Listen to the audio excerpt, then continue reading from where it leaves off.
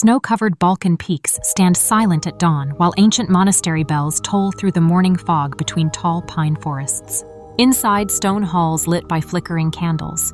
Nuns in black habits move silently through corridors as wind howls like distant choir voices outside. Hands light candles while pages of illuminated manuscripts turn slowly as rosaries slide through determined fingers during morning prayers. Soft Latin chants of Kyrie eleison echo through the chapel as the rhythm of bells and prayer establishes peace and discipline. Traveling merchants rest by monastery gates, sharing anxious news of Ottoman banners advancing westward through the valleys. Smoke rises from burned villages and distant valleys, while refugees move silently along forest trails beneath ominous skies. Young Helena hides as crimson-armored Ottoman riders pass through her burning village amidst fire and thick black smoke. Candlelight illuminates Helena's face, showing eyes hardened by memory, yet filled with unwavering faith and determination. The Mother Superior tells her sisters they will not run or scream, but become their prayers if the invaders reach their walls. Trembling hands clutch rosaries while tears glint in candlelight, yet no one moves from their places of prayer and resolve. Refugees climb muddy paths toward the monastery carrying sacred icons and infants while snow begins falling silently.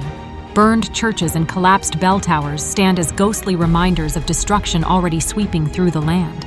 Sisters gather for final vespers as candlelight shimmers across marble floors and fragile voices rise in desperate prayer.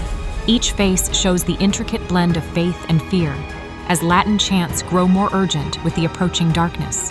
Through night, mist appears an orange line of hundreds of torches winding toward the monastery like fiery serpent. Sister Helena's face shows sudden understanding of what the torches mean as monastery bells begin ringing urgently. Cold dawn breaks colorless as armored Ottoman riders emerge through thick fog with horses snorting steam. Their banners bearing crescent moon symbols ripple in wind as sisters stand motionless in courtyard facing them. The Ottoman commander dismounts calmly, his armor gleaming faintly in gray light as he surveys silent women.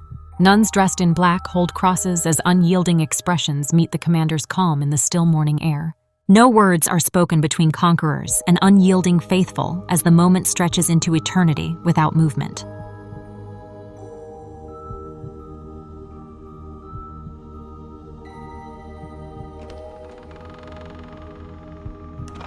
The eternal Balkan mountains remain as witnesses to faith and courage that outlast empires and conquests.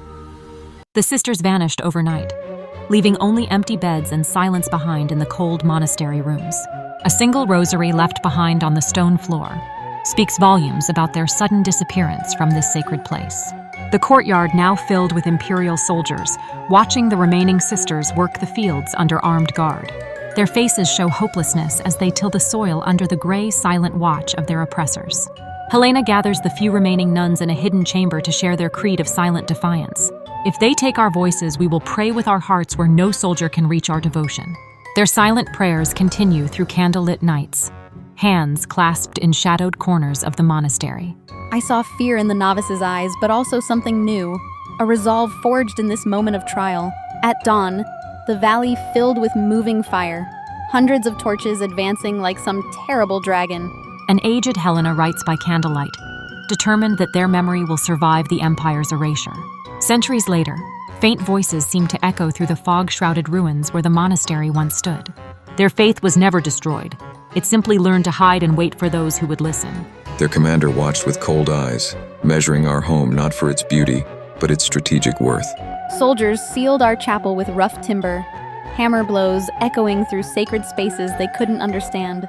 We knelt in silence as they claimed our home, our stillness a louder protest than any shouted defiance. In the cellar's darkness, we continued our prayers, drawing crosses with candle soot on damp stone walls. Above us, soldiers' boots marched through our refectory, their foreign footsteps a constant reminder of our captivity. Our whispered hymns became our rebellion, each sacred word a small victory against the empire above. I realized then that faith cannot be imprisoned, that true devotion grows stronger when tested by fire. Our single candle flame in the darkness outshone all their torches, a small but unyielding light of hope. Winter grips the Balkan fields where Ottoman fortresses now stand broken and silent under heavy gray skies. The people move through deep mud, their faces marked by years of hardship and silent endurance. Ottoman soldiers move through villages, collecting what little grain remains from the harvest. Famine has carved deep lines into every face, a silent testament to the Empire's fading strength. Under cover of darkness, faith finds its voice in hidden forest streams and secret gatherings. The cold water brings not shivers but renewal, as whispered prayers mingle with the night air. Deep within stone, a chapel carved by faithful hands becomes a sanctuary for the soul. Candlelight dances across ancient icons as prayers rise like breath in the cold chapel air. Sister Helena, her face a map of years, comforts a young novice trembling with fear and doubt. They rule only our bodies. The soul belongs to no empire, she whispers with quiet certainty. Her weathered hands move over the rosary beads, each touch a testament to decades of faith. Across the empire, cracks appear as distant provinces rise against fading Ottoman authority. Ottoman soldiers march under banners that have lost their vibrant colors to sun and time. In candlelit rooms, maps burn as territories slip from imperial grasp like sand through fingers. Helena walks through a deserted courtyard, her footsteps echoing like heartbeats of memory. A kind Ottoman official, himself weary of empire, leads Helena to a hidden garden sanctuary. No crosses, he warns gently, knowing the delicate balance they must maintain. Helena smiles faintly. God needs no sign to be seen, her faith shining without symbols. The sisters gather as evening light turns the garden gold, a hidden community united. Their voices rise in soft song, pure and fragile as glass, yet strong enough to span centuries. Empires crumble like sandcastles before tides, flags change, but mountains remain silent witnesses. From the 15th to the 19th century, the same mountains hold the same sacred silence. Young scholar Miroslav Petrovich follows an old map through fog and snow toward discovery. From above, the forested valley called Sisters Hollow holds secrets waiting to be found. The wind carries echoes of singing across time, connecting faith past with discovery present. Miroslav stands at the valley's edge, feeling the presence of those who kept faith alive. In the quiet, faith endures beyond empires, beyond time, in the human heart forever. Gray skies stretch over winter fields where broken fortresses stand as silent witnesses to fading glory. Ottoman banners whip violently in the wind, their fabric torn like the empire they represent. Peasants trudge through deep mud, their faces etched with the hunger of a declining era. Ottoman soldiers move through villages collecting grain, their presence a reminder of distant authority. Under cover of darkness, faithful gather at forest streams for secret rituals of renewal. Midnight waters receive new believers while sentries watch for imperial patrols in shadows. Within Mountainstone, a chapel carved by faithful hands becomes sanctuary for whispered prayers. Candle flames dance across ancient icons as prayers rise like breath in cold chapel air. Elderly Sister Helena touches the young novice's shoulder with weathered, gentle hands. They rule only our bodies, while the soul belongs to no empire or earthly power. Her fingers trace wooden beads, each one representing prayers that empires cannot silence. Across provinces, revolts spark like fireflies, while imperial control weakens with time. Soldiers march under banners losing color, their footsteps echoing imperial decline. Maps burn in candlelight as borders shift and empires redraw themselves into oblivion. Helena walks through deserted courtyard, her solitary steps measuring time's passage. The Ottoman official leads her to hidden garden, whispering warnings about visible symbols. God needs no sign to be seen when faith lives in hearts rather than stone or symbol. Sisters gather silently, their voices rising in hymns that golden light seems to bless. Centuries pass as flags change and ruins become home to ivy and memory alone. Young scholar Miroslav follows old maps through fog, seeking truth in Sisters Hollow. His hands brush moss from cracked pottery, revealing linen-wrapped scrolls within.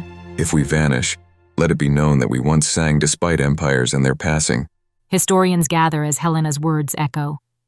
We prayed for them too, fellow prisoners. Some prayers never stop echoing through mountains where faith outlasted empires. To lose faith is to die twice, but we lived again through remembrance across time. Wind carries ancient hymns as ethereal voices blend with air over sleeping mountains. Miroslav approaches the ancient monastery ruins, his heart pounding with anticipation of what secrets these stones might hold after centuries of silence. Carefully brushing away layers of soil and time, each movement reveals fragments of a civilization thought lost to history's shadows.